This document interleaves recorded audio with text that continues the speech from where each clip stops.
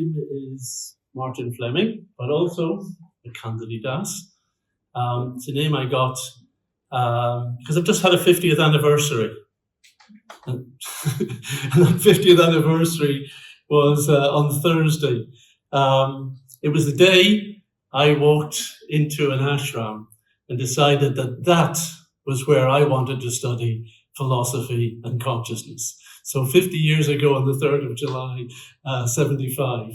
And I spent 20 years in ashrams in the UK and India. And then after that, I've been principal of a theological college. I've run a retreat center and involved in the Science and Philosophy Initiative in the UK and connected now with a network of people involved in the Indian knowledge systems worldwide. So I'd like to present Prakriti Purusha, which is probably a phrase not familiar to all of you, but it's a form of unified plural aspect realism, along the lines that has been described both by Amdus and Ricardo. And it's an Indian knowledge systems model of body, mind, consciousness, interactionism. I'm going to be drawing on three of the principal schools of thought within Indian knowledge systems: Yoga, Sankhya, and Vedanta. Often, these are schools of thought are considered to be very different, independent, sometimes at odds with one another in terms of philosophical arguments. But it's no real different to chemistry, biology, and physics. They're all united. Ultimately, they're looking at different aspects, but ultimately united as science. So similarly, we can derive an understanding, a bigger understanding, by taking components and ideas and concepts from each of these schools. And that's what I would like to do. From the yoga tradition, we get some better idea of what we mean by consciousness, sense of existence, our subjective experience, observed percepts and observed thought. Sankhya tends to be the analytical, philosophical tool to look at the components of what must be present, what must be real in order to explicate our conscious experience, and to look at how each of those components has their properties and functions and how they work together. And Vedanta helps us to put each of these in a bigger picture, give us the full context of total reality as both the whole and the parts, and which can encompass all the diverse facets that make up reality.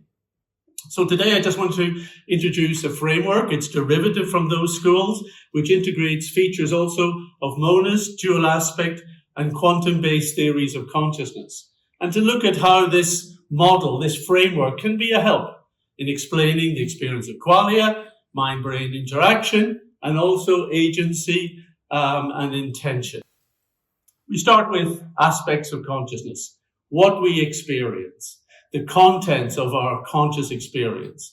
Well, we experience unified, integrated events and moments. We experience them from a first-person perspective. And all our experiences possess phenomenal qualities. And when we talk about phenomenal qualities, we're really talking about qualia. The fact that there are very special qualities of our inner felt experience, which are so distinct from everything we know in physics, biology, and neuroscience, that we have come to the conclusion that qualia seem to belong to a different basket of properties. So we have these two distinctive baskets: physical and biological properties. We know what they do and we know how to work with them. But we also have cognitive properties and functions, the contents of our conscious experience. Last year at Tucson, we got into qualia in very great depth in order to really explain that we're dealing with different properties, irreconcilable to physics so far. But there's a further aspect to consciousness. That is consciousness as the experiencer. That is, each of us have a sense of our personal existence. I exist. And I know I exist because I feel, I experience stuff. And I experience them from the point of view of being the subject of my experiences. I see, I like, I love, I want, I do, and so on. And the interesting thing is, we are the persistent singular experiencer throughout our life. What we experience keeps changing. Our outlook, our personality even, our biases, everything else about our mind keeps changing. But we, as the experiencer of what is going on in our mind, remain the same subject. So that indicates that maybe we have three distinctive categories of properties and functions. We're not talking substance here. Substance is different. Physics doesn't look at substance, and therefore in philosophy we don't need to consider substance in this point. We are talking about categories of properties and functions. There's the biological, physical ones, there's the cognitive ones, and there's consciousness properties, each considered to be distinct, irreconcilable from the other. So mind distinct from brain, mind distinct from consciousness itself. We're going to look today at the link between mind and brain, because that's been the theme that we wanted to set up for this particular workshop. How does that work? If consciousness, and we're not saying substance-wise, but we're saying property-wise, if mind is non-neural, if it's a non-neural function, how does a non-neural functional mind interact with the brain? So to look at that, we're going to invoke a model from Sankhya. And there's an idea that that this external world, this physical reality, has a substrate.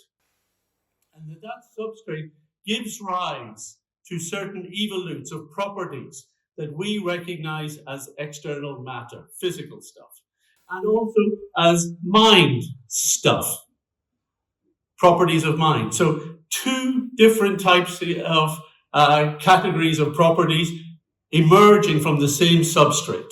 Now, this idea is being found and used a lot now in many of the discussions. A couple of years ago at the Association of Scientific Study of Consciousness, we had Thomas Nagel present psychophysical monism. Last year, and I think he's here again, Harold Atmanspacher from Zurich, will be presenting dual aspect monism. The M5 model was developed by John and Dunn up at Princeton. I'll be speaking a little bit more about their work in a few minutes. So this idea that there is a substrate which gives rise to these different aspects seems to be something that is being explored. I'm going to look at it now and see that it actually has real value. If we look at the individual case, where we're looking at one person's brain and one person's mind in this little model, what happens in perception? Light bounces off the proverbial red ball, and philosophers always have to have a red ball handy. The light bounces off that, enters through the eye, activates the brain, and starts. Thank you. It starts its transfer, decoded into the substrate, a psychophysical information substrate, passed along that, and then reformatted, not as physical properties, but as mental properties. Qualia appears in the mind. And this is very similar to how you might understand something working electronically, like going into the sensor of a camera, the photoelectric plate, now being digitized as electrical data going into the CPU, sent down the wire over the internet, coming up to my local computer, and appearing reformatted as that picture on the screen. It didn't exist like that anywhere along the line, but now it's formatted on my screen. And the question we have to ask ourselves is, why? Who's it for? Why does the computer have a screen? It doesn't need it for its own operation. The sensors and the CPU can respond and react in any way it likes. like your car reversing and going beep, beep, beep when the sensor at the back is telling you about to bump into something. It didn't need to be conscious of that. It just needed to set up a reaction. But in our system, we are there experiencing it. And qualia exist because the mind is doing a special job, like the screen of a computer. It is trying to communicate the information that is deeply embedded in a digital, inaccessible way in its heart. It's trying to present that to something that is not itself, not the computer, i.e. an entity of consciousness that can experience it, the observer. So we have to ask, is that the system that is going on between the brain and the reformulation of brain data as qualia in the mind? Is that being presented now for the observer, for consciousness, doing the observation? And therefore, can we regard what we call mind as basically the interface between our physical body and its senses and its processing within the brain and us as the experiencer? So what about information flowing the opposite way? That we just looked at how information might flow from matter to mind to consciousness for perception, but can information flow the opposite way? From the observer, here he is working hard on the screen, doing his design of a nice object, geometric object, sending that down the line off to a server elsewhere in the world, which then activates the motor functions of a 3D printer, and bing, you get a nice printed object coming out of it. So we can conceive of that process. Sankhya, although it had no knowledge of 3D printers, seems to suggest a very similar parallel process by which consciousness, the individual agency that is inherent in the conscious self, can validate and activate mental choices, mental desires. In this case, instead of just looking at the red ball, I'm going to kick it.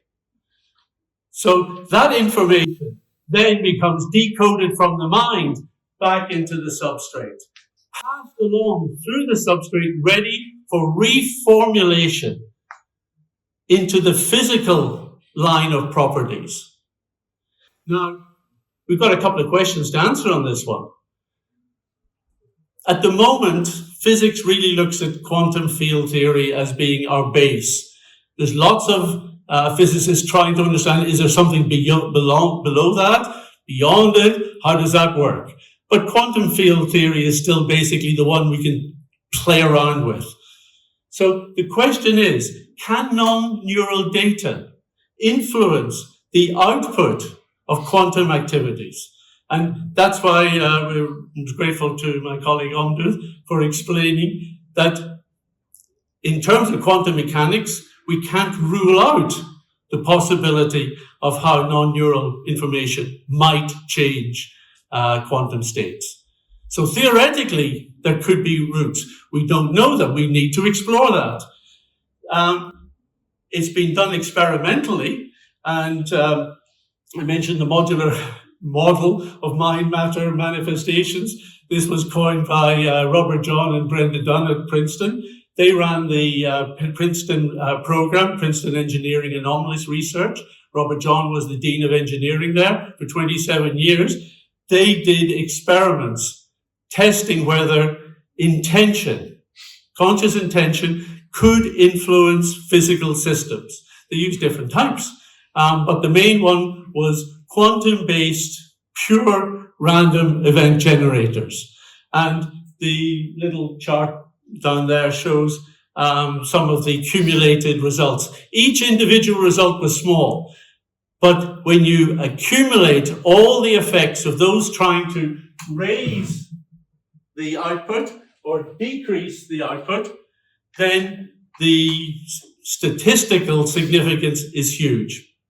So that seemed to demonstrate that, yes, intention can influence quantum states. All right, so then the next question is, well, then can those quantum states influence the brain? And we'd all probably like to be at the quantum biology workshop that's going on upstairs, because that is looking at this very issue. Are there quantum activities within the warm, messy, soft situations of biology? And it appears that there's a lot more going on than we thought. This diagram is something I drew up following a personal tutorial that I had with Stuart Hameroff about 7 years ago, where he was explaining how within the neuron there are microtubules, and in those microtubules there are ideal kind of environments for quantum states.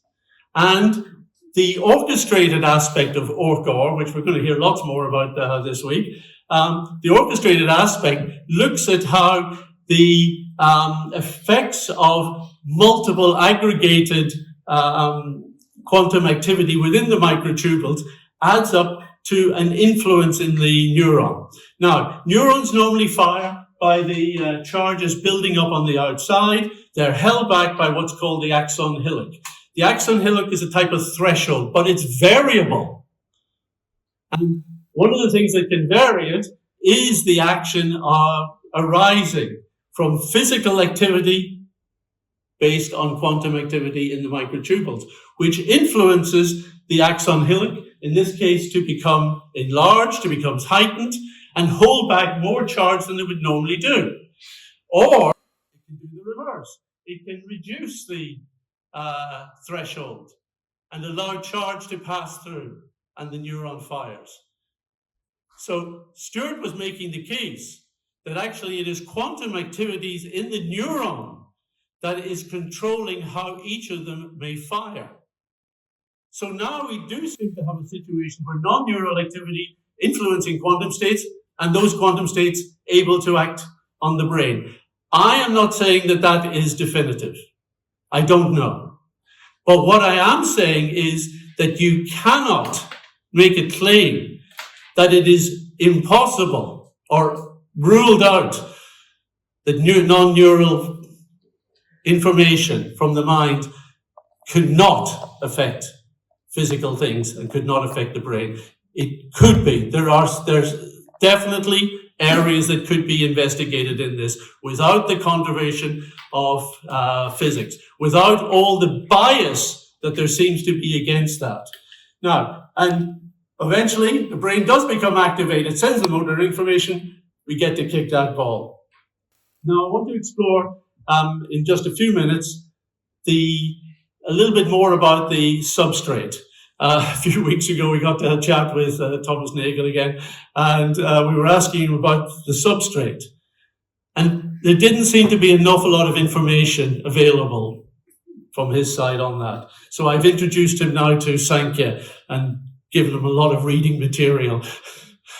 So we'll see. I'm very interested to get his comment on that. But the idea that from Sankhya is that this substrate is, I'm drawing it diagrammatically. Don't expect to go and find it somewhere. It's a field, for what, however we want to conceive of that. It is composed of two aspects. Basically, it's a combination of raw matter. And when we talk about raw matter, we're talking about something that has zero properties, nothing empirical, nothing mental, just raw. It is not exhibiting any property that we could entertain with. So probably the simplest is like thinking of just absolute pure clay compared to a pot. But also within the Mahat, there is latent information, latent specifying information. And when specifying information mixes with that raw stuff, then properties start to emerge, forms appear, functions, the different properties can form. And in that way, when there is the mixing, you start to get the forms of matter and mind, the properties of that. So specifying information that is latent within the substrate defines these diverse and distinct properties that evolve as the evolutes that we know of as matter and the evolutes we know of as mind. Now, if matter were if that was all there was, then it would be static. There has to be something which allows the mixing of information and substance stuff. And Sankhya proposes a concept of time known as Kala. Kala is not your space-time continuum. It is not the measurement of time as going on now. My time is ticking away. Kala is the idea that you need an agency. You need an agent of change that is able to allow both matter and mind and the properties of those to change. And it creates the change. And if each change happens, then we consider that to be the passing of time. So time is not the measurement of change. Time is what generates and allows and facilitates change to happen. That's the concept of Kala. And all of this is put in a box. And therefore, it is a closed system. This is the closed causal system of Prakriti, it's called. Prakriti means nature or material nature. And it basically picks up matter, mind, the substrate, and the whole system together. So it's a dynamic system. There's information exchange from matter, it passes to mind, and that generates perception, and from mind to matter, that facilitates agency and volition. So in this way, there is a description of what we consider to be external reality. It's a kind of moment-to-moment manifestation of tangible properties. Tangible meaning that they're available to our senses.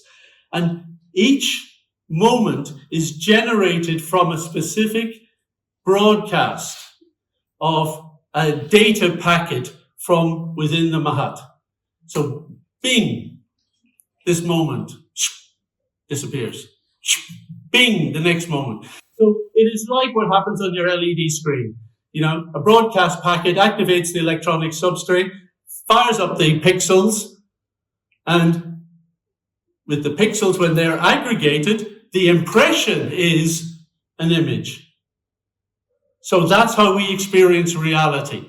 Basically, a data package has just appeared, which has generated all of us, every atom and molecule that makes up this world in front of us in that moment. And we go, yeah. And then it's all gone. And bing, it's all back again. And we go, yeah, we're all here. It's all the same, you know.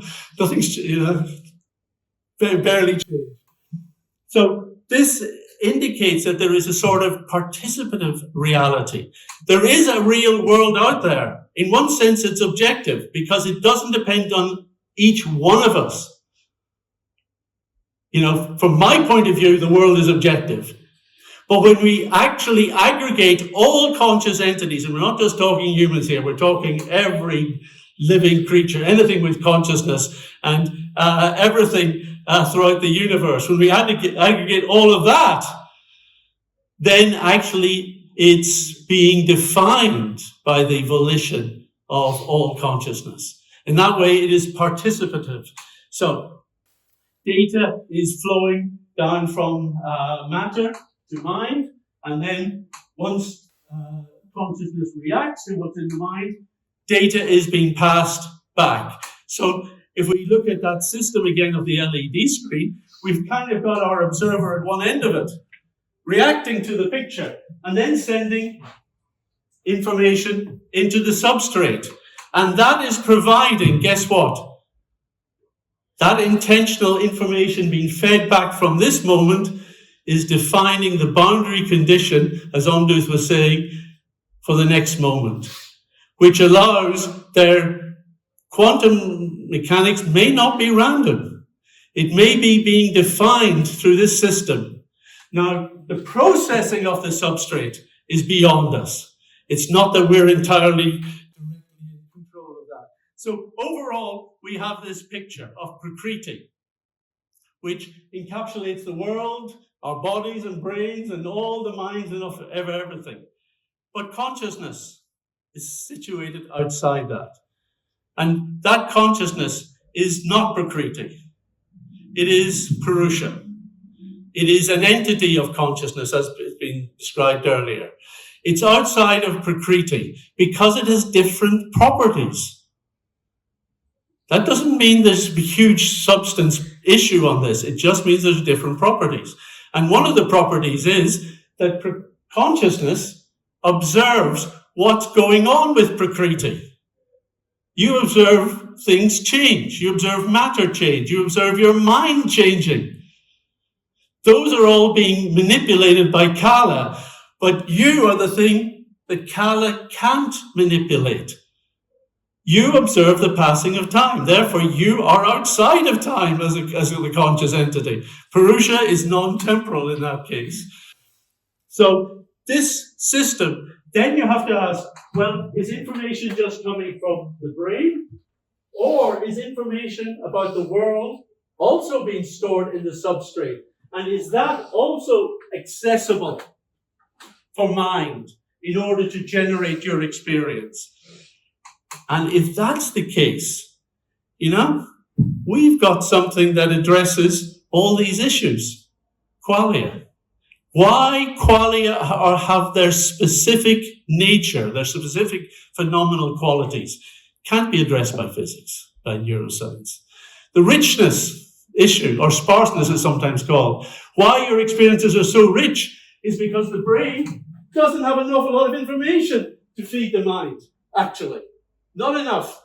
But if the mind is able to draw additional information to enhance that, then maybe it does explain why we see things so clearly. Binding, time lag, anomalous phenomena, mind over matter, all these can now be dealt with within this model. You can see I'm excited about it. And just to maintain absolute ontological unity, even this has to be put in a bigger box. Prakriti and all of consciousness within the bigger box of Brahman, as Ricardo was mentioning. So in that way, there we have a model that offers a triple aspect: the physical stuff, the mental stuff, made together as Prakriti, and then consciousness distinct from that. It's a monistic framework because it offers mind-matter interaction, which is, I believe, consistent with physics. It offers explanations for both the normal and the problematic neuroscience issues, anomalous phenomena explained, and it provides an ontology which accommodates these plural aspects. It accommodates subjective existence and agency. You exist, you've got free will, you're just as you thought you were, and we're all real. And yet we're all somehow or other wound up in this beautiful unity. We call it monistic, but in Indian terms, it wouldn't be pure Advaita. It is a kind of qualified Vishishta Advaita, qualified or particularized Advaita, or Beda, as Jiva Goswami would say. So there's a little nuance there, but somehow or other, we tie together all these wonderful, diverse facets within this unity of Brahman. Thank you very much.